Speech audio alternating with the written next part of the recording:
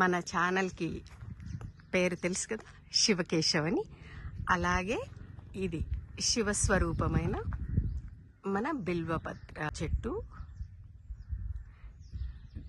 శివస్వరూపం. అలాగే పక్కనే కేశవం, ఎందుకంటే విష్ణు రూపమైన మన ఉసిరి చెట్టు కావాలని, అందుకనే వీళ్ళిద్దరూ పక్క పక్కనే ఉండాలని ఇలాగ తీసుకొచ్చాము. శివకేశవులకి ప్రతీకగా చాలా ఆస్పీషియస్.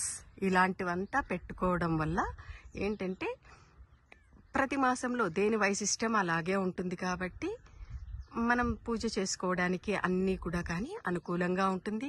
ప్లస్ ఆ చెట్టు కింద కూర్చోవడం కానీ, తినడం కానీ, దీపారాధన చేయడం కానీ, ఎప్పుడైనా ప్రతి ఒక్కటి కొద్దిసార్లు కూర్చొని ఆ గాలి పీల్చడం వల్లే కూడా కానీ ఆరోగ్యం ప్రాప్తిస్తుంది.